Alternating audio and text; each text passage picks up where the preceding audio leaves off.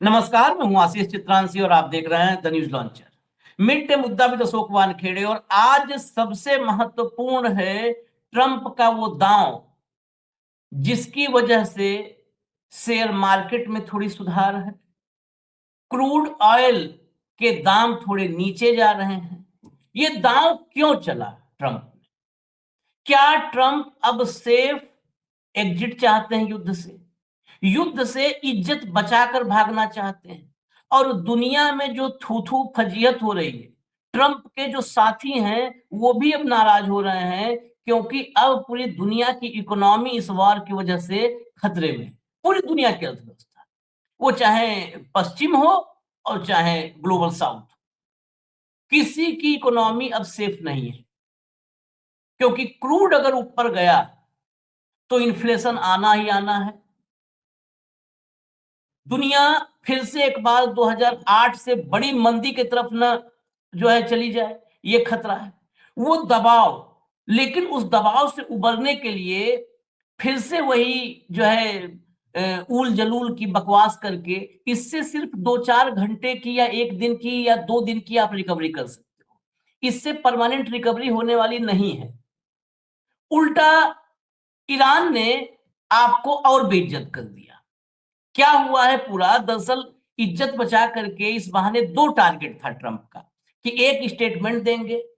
दुनिया का सबसे ताकतवर मुल्क अगर कोई स्टेटमेंट देता है, हमारे यहाँ भी अगर कोई प्रधानमंत्री भी स्टेटमेंट दे दे या जो है वो भी दे दे, हमारे यहाँ एप्स्टीन वाले माननीय, वो भी बयान दे दें तो पेट्रोलियम पर फर्क पड़ जाता है। भाई पेट्रोलियम मंत्री है, उसके बयान का फर्क पड़ता है। ये तो दुनिया के सबसे बड़े पावर का राष्ट्राध्यक्ष है, राष्ट्रपति अमेरिका का, उसके बयान से तुरंत पूरी दुनिया पर असर होता है। उसने कहा युद्ध खत्म होने वाला है।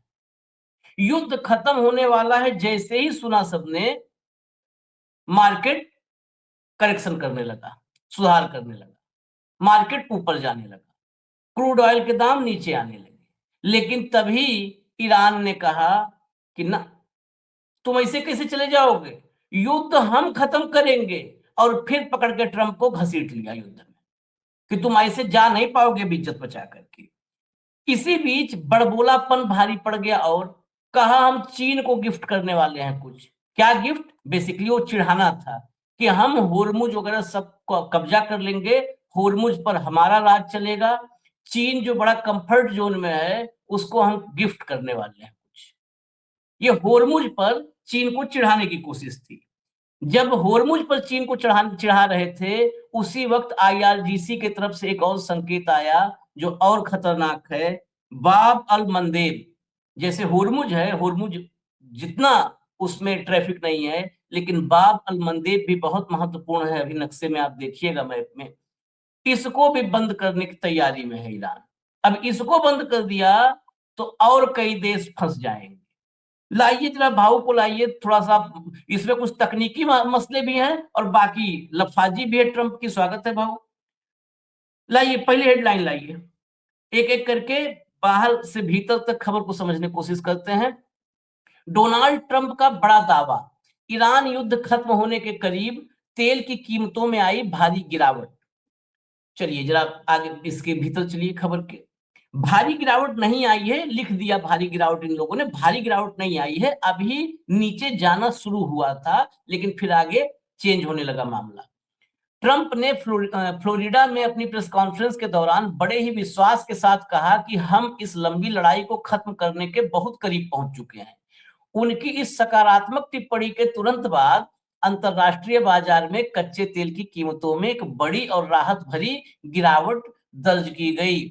उन्होंने सख्त लहजे में चेतावनी दी कि अगर ईरान ने फिर कभी तेल आपूर्ति बाधित करने की कोशिश की तो उसे बहुत कड़ी सजा भुगतनी होगी। अब इसमें क्या लिखा है, एक लाइन देखिएगा, ईरान ने फिर कभी अगर आपूर्ति बाधित करने की कोशिश की। अरे वो तो फिर कभी क्या, अभी ही बाधित है।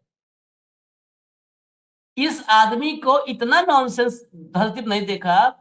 फिर कभी होता है ना कि चलो इस बार गलती के लिए माफी मांग लिए, फिर गलती करोगे तो सजा देंगे। अरे अभी वो कहां पीछे हट रहा है, अभी वो बंद करके रखा है।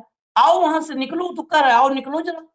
अभी आप आगे देखिएगा, कहा है कि अब 1 लीटर नहीं तेल ले जाने देंगे। तुम जहाज की बात कर रहे हो तुम बोतल में बिस्लेरी के 1 लीटर की तेल लेके जाना, वो भी नहीं ले जाने देंगे अब तुमको। राष्ट्रपति के अनुसार इजरायली सहयोगियों के साथ मिलकर चलाए गए अभियानों में ईरान की नौसेना और मिसाइल क्षमताएं पूरी तरह खत्म हो गई है।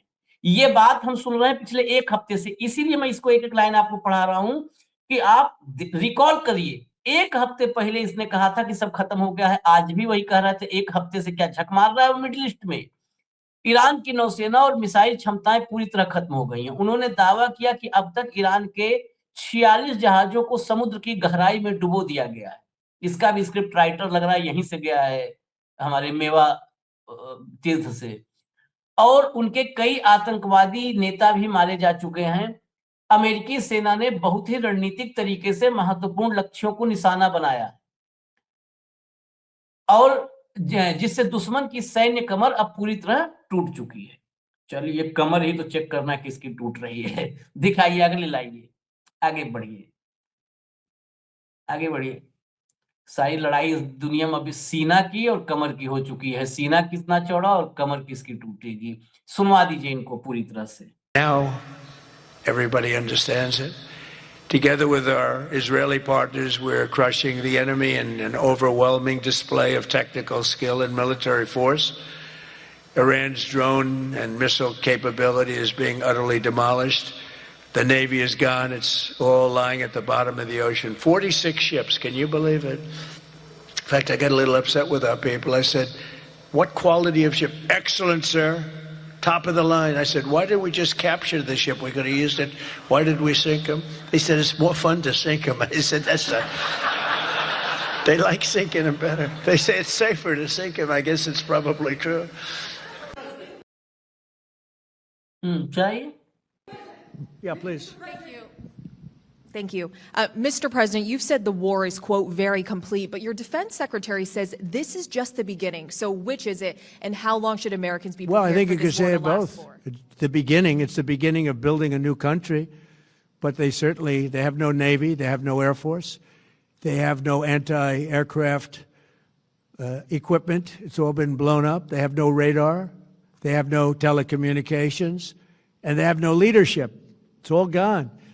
So, you could look at that statement. We could call it a tremendous success right now as we leave here. I could call it, or we could go further, and we're going to go further.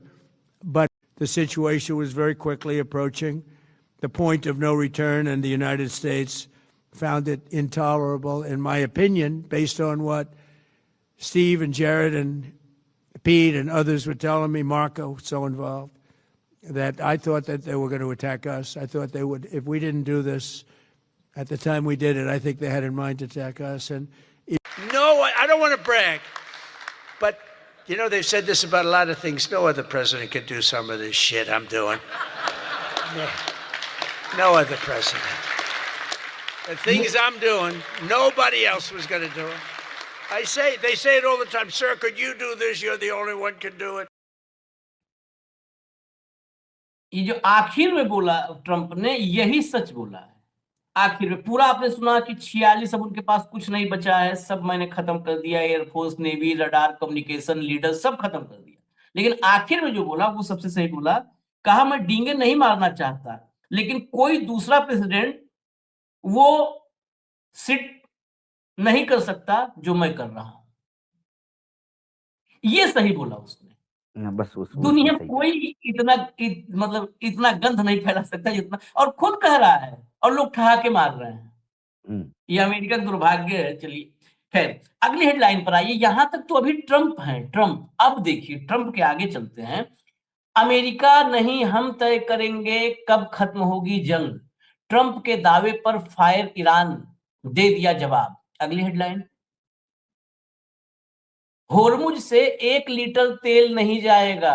Trump की 20 गुना बड़े हमले की धमकी पर IRGC का जवाब। Expert बोले, बजी खतरे की घंटी। 1 लीटर तेल अब नहीं जाओ, बोतल में भी नहीं ले जा पाओगे, जहाज छोड़ दो, चलो आगे। जंग में फिसड्डी। अब ये देखिए, हमारे यहाँ जब अंबानी चैनल ऐसी बात लिखने लगे तो ये समझ लीजिए ट्रंप की क्या स्थिति है। जंग में फिसड्डी साबित हो रही है अमेरिकी आर्मी। ट्रंप को उन्हीं की भाषा में जवाब दे रहा है ईरान का रिवॉल्यूशनरी गार्ड। आगे चलिए, जंग खत्म तो अब हम ही करेंगे, ईरान में ठंडी नहीं हुई बदले की आग, डोनाल्ड ट्रंप के बयान पर। चलिए अब जरा भीतर चलते हैं, क्या आईआरजीसी ने कहा है। आईआरजीसी ने क्या कहा वो सुनवाइए। अब इस्लामिक रिवॉल्यूशनरी गार्ड ने अपने बयान में कहा कि अब हम ही तय करेंगे कि यह जंग खत्म कैसे होगी, इलाके में कैसे हालात होंगे और यहाँ का भविष्य क्या होगा। यह अब हमारी सेनाओं के हाथ में है। अमेरिकी सेना जंग को खत्म नहीं कर सकती। ईरान के इस बयान से माना जा रहा है कि आयतुल्लाह खामेनेई की हत्या से ईरान अब भी आहत है, उसकी बदले की आग ठंडी नहीं हुई है। ईरान और इजराइल के हमलों के जवाब में ईरान ने यूएई, सऊदी अरब समेत खाड़ी के कई देशों पर हमले किए थे। इसको लेकर ईरान मान रहा है कि उसने अमेरिका और उसके सहयोगी देशों को माकूल जवाब दिया है। चलिए आगे चलिए, आगे बढ़िए। इसके बाद तेल की बूंद के लिए तरसा देगा ईरान, युद्ध चलता रहा तो बाब अल मंदेब को भी बंद करने की धमकी। ये चलिए अंदर बाब अल मंदेब को बंद करने से क्या फर्क पड़ेगा, जरा भीतर आइए। ये बेसिकली न्यूज 18 लिखा है, लेकिन ये मिलिट्री मॉनिटर, ईरान में मिलिट्री मॉनिटर है, उसकी रिपोर्ट से आई है सारी खबर कि ईरान ने संकेत दिए हैं कि अगर अमेरिका इजराइल ने उस पर हमले जारी रखे और युद्ध को लंबा खींचने का फैसला किया तो ईरान बाब अल मंदेब से जहाजों का रास्ता रोक देगा। रिपोर्ट में ईरान मिलिट्री मॉनिटर का हवाला दिया गया है। कहा जा रहा है कि अमेरिका ने नए सुप्रीम लीडर या अन्य लीडरशिप पर हमला किया तो ईरान यह विकल्प खोल सकता है। अब ये बाब अल मंदेब की क्या इंपॉर्टेंस है, जरा लाइए दिखाइए।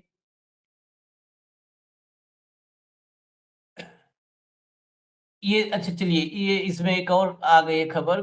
इससे पहले आईआरजीसी ने कहा था कि ईरान अपने इलाके से 1 लीटर तेल भी निर्यात नहीं होने देगा। बता दें कि अमेरिकी राष्ट्रपति डोनाल्ड ट्रंप ने मंगलवार को ये कहा था कि ईरान में जारी युद्ध खत्म हो चुका है। आईआरजीसी ने जवाब देते हुए कहा कि ये युद्ध खत्म कब होगा ये ईरान तय करेगा। आगे आइए, बाब अल मंदेब की इंफॉर्मेशन है उसको लाइए जरा।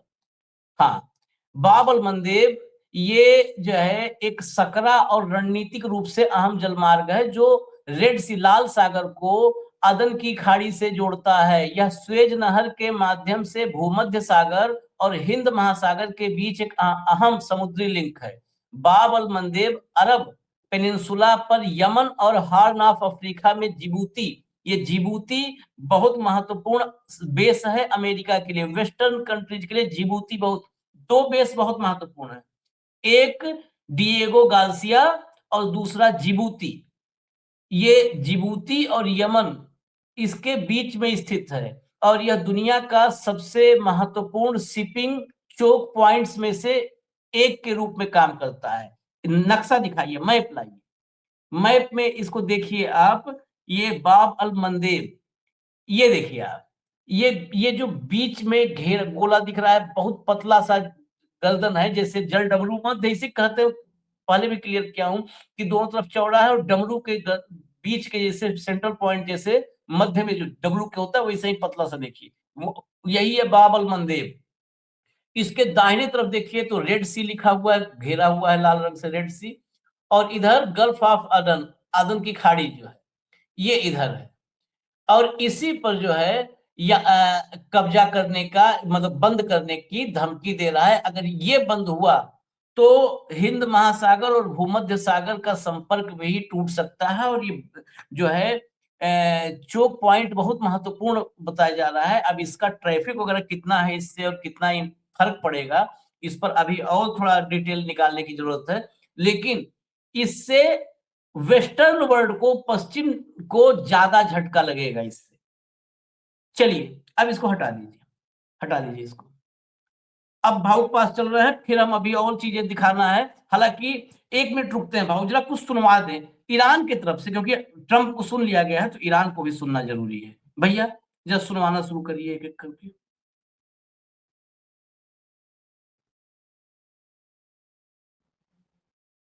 Well, I think that is a correct evaluation. It shows that the continuity and some sort of stability at the same time.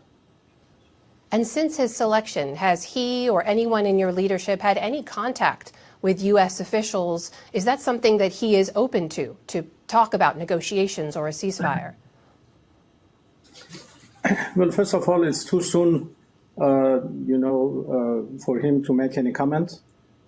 We are all waiting for his speeches and comments, which would come later on. But I don't think the question of talking with Americans or negotiation with Americans once again would be on the table, because we have a very bitter experience of talking with Americans. We negotiated with them last year in last June, and they attacked us in the middle of negotiations. And again this year, they tried to convince us that this time is different. They promised us that they don't have any intention to attack us. And they wanted to resolve Iran's nuclear question peacefully and to find a negotiated solution, and we finally accepted. But again, after 3 rounds of negotiation, and after the American team in the negotiation, said itself that we made a big progress, still they decided to attack us. So I don't think, talking with Americans anymore would be, on our agenda anymore. ये Abbas Araghchi हैं, Iran के विदेश मंत्री, कह रहे हैं कि अब फिलहाल अमेरिका के साथ बातचीत का सवाल ही नहीं है। इनसे बातचीत का अनुभव बहुत कड़वा है। पिछले साल जून में हम उनसे बातचीत कर रहे थे और उसी दौरान हम पर हमला हुआ, उधर बातचीत इधर हमला। इस बार भी जिनेवा में अब्बास अरागची ही थे जो पीटर हेस्गेट और उनके दामाद के साथ बातचीत कर रहे थे और तभी हमला हुआ। अगली बाइट लाइए। در داخل کشور داشته باشند. ولی من به عنوان یه آدم مطلع این رو میگم که ما برای 10 سال جنگ با آمریکا آماده هستیم، حداقل 10 سال. همین گونه که داریم موشک‌هامون رو، پهپادهامون رو استفاده ये इंग्लिश में नहीं है, मैं बताता हूँ। ये कह रहे हैं कि ईरान अमेरिका के साथ 10 साल युद्ध के लिए तैयार है, कम से कम 10 साल, 7 साल वाला रिकॉर्ड तोड़ने के तैयार है। ये हम अपनी मिसाइलों और ड्रोन का उपयोग कर रहे हैं, इसके बाद भी हमारे डिपो और भंडार भरे हुए हैं। ये बाइट इसलिए है कि ट्रंप क्या बोल रहा है और इधर क्या है। डिपो और भंडार भरे हैं, लबालब भरे हुए हैं और हम उनका उपयोग करते रहेंगे। इसके साथ ही मिसाइल का प्रोडक्शन भी लगातार चल रहा है। मिसाइल प्रोडक्शन युद्ध में रुका नहीं, मिसाइल प्रोडक्शन भी लगातार चल रहा है। और ये जो बोल रहे हैं, ये ऐसा नहीं कि कोई भी बोल लिया है वर्दी पहन के।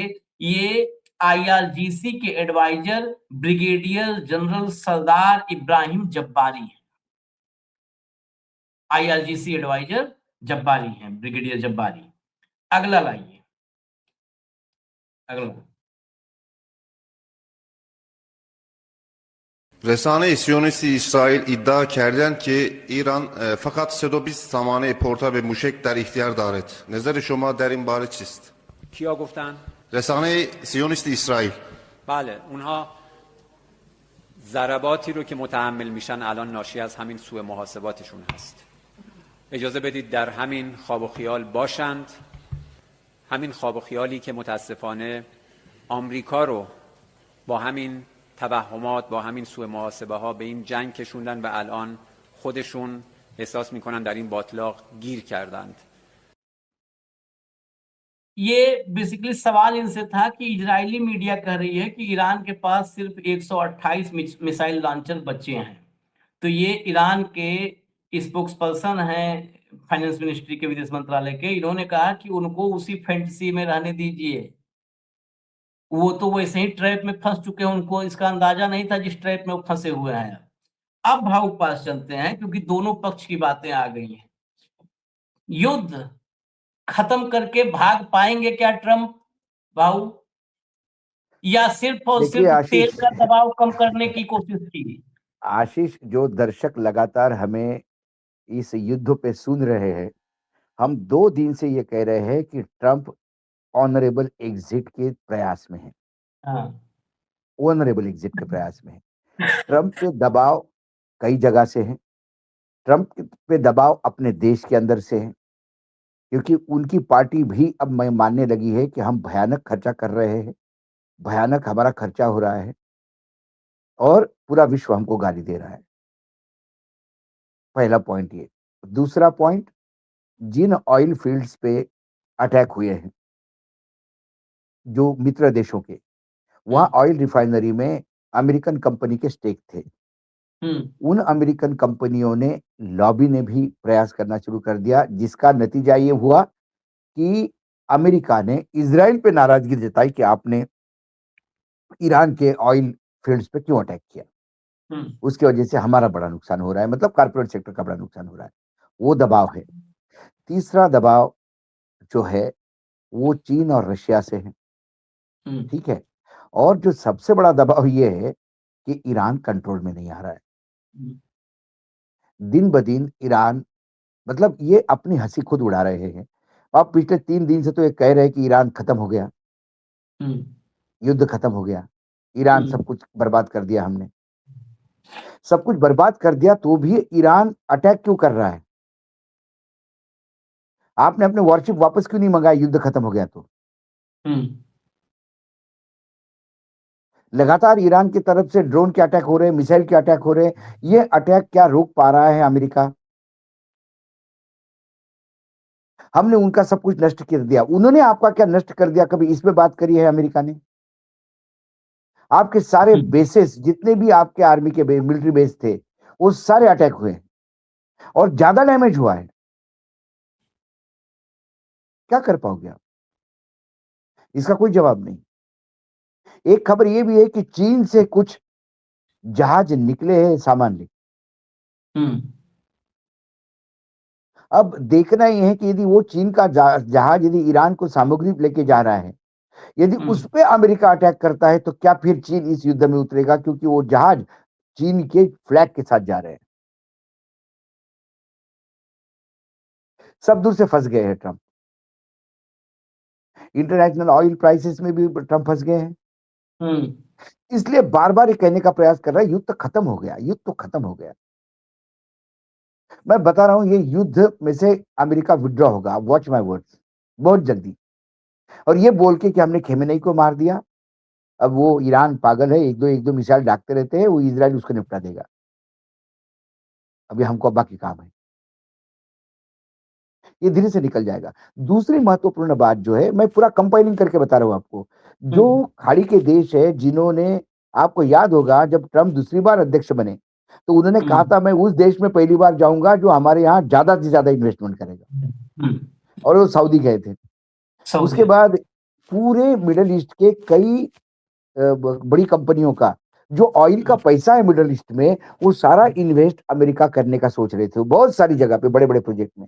अब वो इन्वेस्टमेंट में रीथिंक कर रहे हैं, क्योंकि इजराइल और ईरान की ऐसी ही तू मैं पूरे और 100 साल चलती रही कि जब भी ईरान और इजराइल का कुछ होगा, ईरान हमको अमेरिका का दोस्त करके कि इन्होंने अमेरिका को पैसा दिया, इन्वेस्ट किया करके फिर मारेगा। तो अब ईरान के मिसाइल हमारे पास आए, इसका कोई कारण ही मत रखो भैया। अमेरिका से दूर से दोस्ती है हमारी, हमारा कोई इन्वेस्टमेंट भी नहीं है, न बेस भी है, अब हमको मत तकलीफ दो। क्योंकि जिस अधिकार से पूरे मिडिल ईस्ट के लोग बोल रहे थे कि ईरान को खत्म कर दो, हम इजराइल के साथ है, वो सिर्फ इस वजह से थे कि उन्हें एक विश्वास था कि अमेरिका उनको किसी भी हालत में नुकसान पहुंचाने नहीं देगा। लेकिन अमेरिका अपना बेस नहीं बचा पाता, अमेरिका अपना एम्बेसी नहीं बचा पाया, अमेरिका सीबीआई का हेडक्वार्टर नहीं बचा पाया मिडिल ईस्ट का, अमेरिका अपने रडार नहीं बचा पाया, अमेरिका अपना अब्राहिम ना बचा पाया, उसको भगवाना पड़ा। तो आप जिस पहलवान को बुला के लाए हो लड़ाई के लिए पड़ोसी से, अब वो पहलवान रोज मार खा रहा है, तो आप क्या पड़ोसी से हाथ नहीं मिलाओगे? क्या बोलोगे यार ठीक है गलती हो गई, ठीक है झगड़ा नहीं करते, ये रोज ही मार खा रहा है मेरे से, और पहलवान रोज खा रहा है, मार खा के भी बोल रहा है कि चिंता मत करो, एक घुसा मैंने दिया है, अभी देखो दांत टूट गए उसके, चिंता मत करो। फिर वो आके जूते मार रहा है, फिर वो कह रहा है कि नहीं अभी बस खत्म ही हो गया, देखा तुमने दांत दिखाई थे ना 2 दिन, उस दिन टूट गए थे उसके, बस अब हो गया खत्म, अब निकलेगा नहीं घर से बाहर। फिर वो मार के जा रहा है, और 2 चटकने पीछे भी मार रहा है हमको, तू ही बुलाया था पहलवान को। तो आज के डेट में अमेरिका के लिए, आज के डेट में ट्रंप के लिए सबसे बड़ा है looking for an exit point.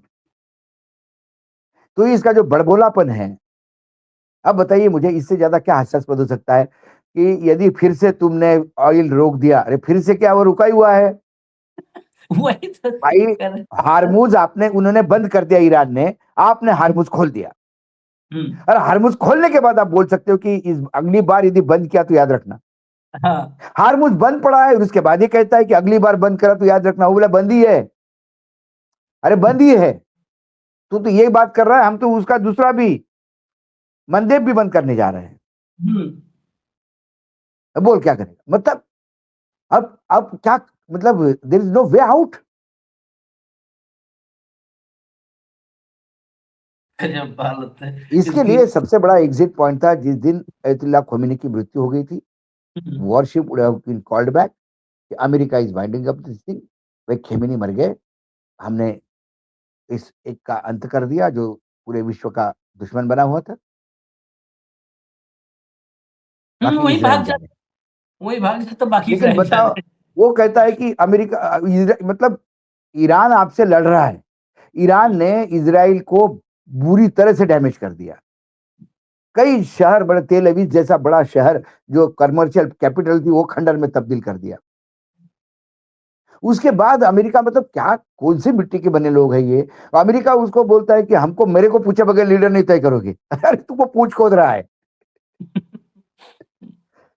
तुमको फिर रोज मिसाइल और ड्रोन ठोक रहे हैं और उसके बाद कहते हैं कि हमको पूछे बगैर आप ये नहीं कर सकते।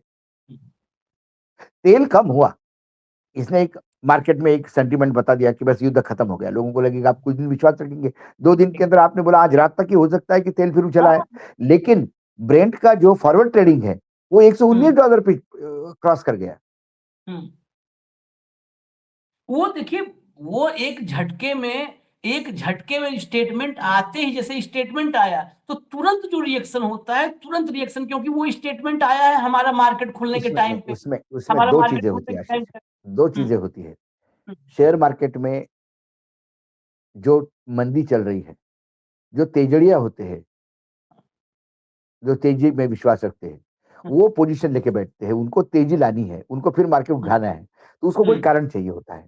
तो हम हल्ला करना कर देता है, अरे हो गया, युद्ध खत्म हो गया, हो गया, मार्केट उठाओ, मार्केट उठाओ। तो उस सेंटीमेंट में मार्केट थोड़ा बहुत उठता आता है, 2 ड्रोन और पड़ते हैं, मार्केट डाउन जाता है। शेर आया वाली बात हो गई है। चलिए, इसमें अभी चीन, जो आप कह रहे हैं ना कि चीन के जहाज भी कुछ निकले हैं, खबर है, चीन को भी ऐसा ऐसा मस्खरा आदमी है। जरा अगली हेडलाइन लाइए, अगली हेडलाइन लाइए, अभी कंटेंट बचा हुआ है काफी। अमेरिका की तरफ से चीन को होगा तोहफा, ईरान की तबाही का प्लान बता, बोले डोनाल्ड ट्रंप। ईरान की तबाही का प्लान ही बता रहे हैं खाली घूम घूम के। चलिए जरा आगे खबर के भीतर आइए। यही, ईरान की तबाही अरे का प्लान। जब ईरान तबाही हो चुका है तो अब अगला कौन से ईरान के तबाही का प्लान अब बता रहा कौन है सा प्लान? हाँ, इतना कंट्राडिक्शन है इसमें। अपने अपने जो है ट्रूथ पर लिखा है इसने कि अगर ईरान ऐसा कुछ भी करता है जिससे हार्मुज जलडमरू मध्य में तेल की आवाजाही रुकती है, तो अमेरिका उन पर अब तक हुए हमलों से 20 गुना ज्यादा खतरनाक हमला करेगा।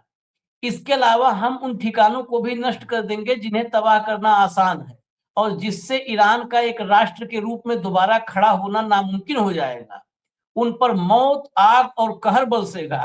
सलीम जावेद के डायलॉग से मौत, आग और कहर बरसेगा। लेकिन मैं उम्मीद और प्रार्थना करता हूं कि ऐसा न हो। अमेरिका की तरफ से चीन और उन सभी देशों के लिए एक उपहार है जो हार्मुज जलडमरू मध्य का भारी इस्तेमाल करते हैं। मतलब ये उस पर तबाही नहीं ला रहा है, यही चीन के लिए गिफ्ट है। उम्मीद है कि इस कदम की सराहना की जाएगी। बस सराहना के इंतजार में अरे परमानेंट रहता है आशीष जी, ये हाँ, भाई, वो जो हार्मोज है वो हाँ, ऑलरेडी चीन के लिए तो खुला ही है, रशिया के लिए हाँ, तो खुला ही है। उनके तो जहाज जा रहे हैं, जहाज आ रहे हैं। ये क्या गिफ्ट देगा उनको, चीन को? हाँ। देखिए ना, ये क्या मेरे कहा है आगे। इब्राहिम जब्बारी ने क्या कहा है, ये साफ साफ लिखा है। इब्राहिम जब्बारी ने कहा कि स्ट्रेट ऑफ हॉर्मुज बंद हो गया है। वो कह रहा है कि दोबारा बंद करोगे, तभी कह रहा है बंद हो गया है। अगर कोई भी पोत इस रास्ते से गुजरता है तो ईरान उसे आग के हवाले कर देगा। इस क्षेत्र में कोई भी आने की कोशिश न करे, सीधा सीधा। और ये कह रहा है कि अब दोबारा बंद करोगे तो 20 गुना बड़ा हमला कर देंगे। चलिए हटा दीजिए, हो गया, हटा दीजिए। ये कितना, मतलब इस पे ट्रंप के बयानों पर, ट्रंप के बयान इस समय मतलब सबसे कॉमेडी का सबसे बड़ा शो है और लोग ठहाके मार भी रहे हैं वहां पर, उसके सामने बैठ के लोग ठहाके ही मार रहे हैं। बस यही है कि ठहाकों में कहीं मागा को मग्गा न बना दे वो। चलिए लाइए जरा आगे और थोड़ा दिखाते हैं क्या चल रहा है ईरान, इसके बाद क्या हमले वगैरह किस लेवल का कर रहा है, थोड़ा उस पर भी अपडेट लाते हैं। ये देखिए मनामा बहरीन,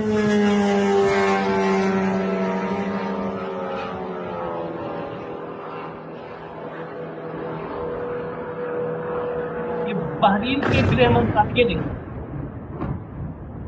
पूरी की पूरी बिल्डिंग खत्म।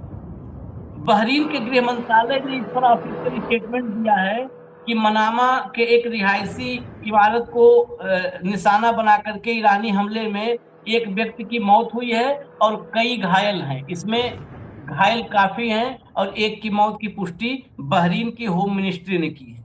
अगला विजुअल लाइए, अगला एक एक करके दिखाइए। ये जो अगली खेप है जो है ये 33वीं लहर है, 33rd wave of operation true promise 4, 33वीं लहर है जो आप देख रहे हैं। और इसमें 33वीं लहर में they launched more than 10 solid fuel Kheibar second ballistic missile towards Tel Aviv and US 5th fleet base in Bahrain.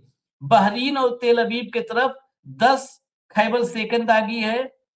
The strike was named Labbaik ya Khamenei as a direct tribute to the new leader.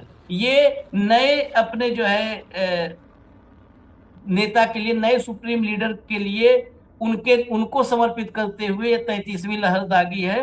10 Khyber second missiles. There commander warned that from now on they will only use missile with at least 1 ton warhead, signaling they are shifting to a much heavier phase. अब अभी वो कह रहे थे युद्ध खत्म होने के लिए, अब जो ये रिपोर्ट आपको बता रहे हैं इसमें उन्होंने कहा है, कमांडर ने कहा है कि अब वही मिसाइलें अब इस्तेमाल में लाएंगे जिसमें 1 टन का, कम से कम 1 टन का वारहेड होगा। यानी अब उनका इस संकेत है कि युद्ध अधिक हैवियर फेज में, मतलब अब पहले से ज्यादा उसमें भयंकर स्थिति में फेज में तब्दील होगा ये युद्ध। चलिए अगला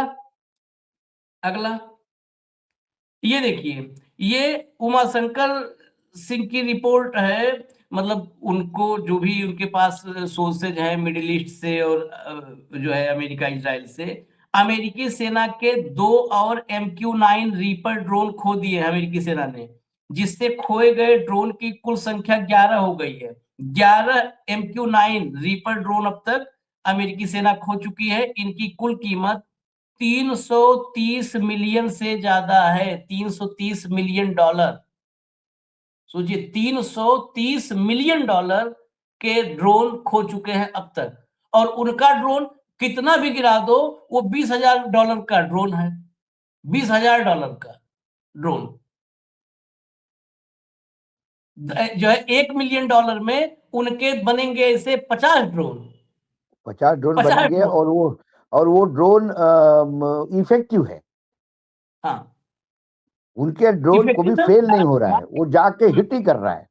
लेकिन ये आखिरी सवाल बस ये है, जो ये 33वीं लहर है, इसमें जो कमांडर ने कहा है कि अब 1 टन से नीचे का वॉरहेड वाला नहीं हम जो है दागेंगे, अब सब हैवी डोज देंगे। ये हैवी डोज पहले ये था कि आप खत्म हो गया। भाई जब ट्रंप ने कहा कि हम सबसे बड़ा हमला करेंगे तो उन्होंने भी अपने डोजेस बढ़ा दिए हैं। जब वायरल काउंट बढ़ता है तो दवाई का डोज भी बढ़ता है ना। और इसके बावजूद वहां वॉर हेड्स को अपग्रेड कर रहे हैं, वहां ड्रोन की नई टेक्नोलॉजी इजाद हुई है, सस्ते में अच्छे ड्रोन, ज्यादा उसका स्ट्राइक रेट ज्यादा अच्छा है। इजराइल पे डैमेज ट्रंप साफ मौन है। जितने डैमेजेस उनके आर्मी बेस हुए हैं, जो मिलिट्री बेसिस हुए हैं, उस पे मौन है। अब्राहिम क्यों पीछे गया, उस पे मौन है। उनके मित्र देशों पे जो हमले हो रहे हैं उस पे मौन है। बार बार गिनवाता है कि मैंने उनके 43 जहाज डुबाए, उनका एयरफोर्स खत्म हो गया, उनकी मिसाइल कैपेसिटी खत्म हो गई, उनका मैंने स्टॉक खत्म कर दिया, मैंने वो कर दिया। कौन इंफॉर्मेशन देता है आपको? कानों सुनी बात सच्ची माने या आंखों देखी बात सच्ची माने? आंखों से तो दिख रहा है कि बेहरीन अभी हिट हुआ है, आंखों से तो दिख रहा है कि वो आपके मित्र देश रिलीज कर रहे हैं कि हमारे यहाँ ये गया, हमारे यहाँ वो गया। उसकी होम मिनिस्ट्री बोल दी कि हमारे यहाँ कई घायल हुए हैं, एक मर गया अभी आज लेटेस्ट। अब होम मिनिस्ट्री बोल रही है, वो भी नहीं है कि ईरान IRGC बोल रहा है, उस देश के तरफ से बयान आ रहे हैं और ये अपना हवाई मौज मस्ती में लगा हुआ है। खैर, इजाजत दीजिए, हमें अपडेट्स और भी हैं, खबरें और भी हैं, एक साथ मिडिल ईस्ट और एक तरफ पार्लियामेंट, तो खबरें और भी हम लेकर के आते हैं, तुरंत लेकर भी आते हैं। धन्यवाद भाऊ, बहुत बहुत धन्यवाद, नमस्कार। नमस्कार।